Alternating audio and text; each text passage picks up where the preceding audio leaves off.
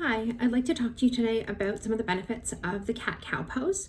So this is a common pose in yoga, and we'll go through it in a little bit.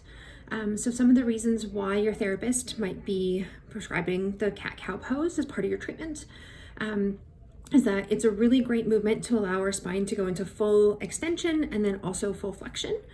And so this helps with any spinal tension. So it's a really great stretch for your spine, but it's also a great stretch for your hips and for your low back.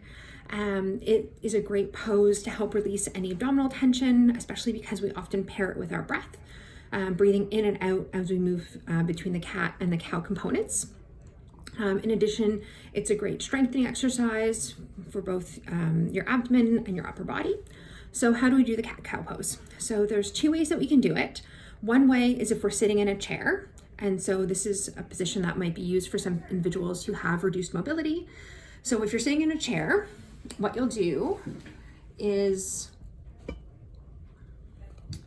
to come into the cat, you'll round your spine fully and round over. And then to bring yourself back up into the cow pose, you'll arch your back and then bring your head up. And then you would just move through this position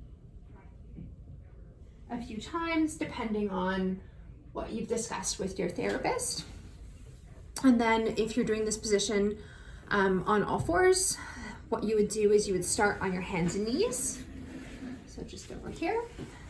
And for the cat, you're thinking about that same position that a Halloween cat would be in. So you're tucking your tailbone under, rounding your back, dropping your head. And then for the cow, you're sticking your bum out, bringing your head up and dropping your chest. And then moving through this position a few times.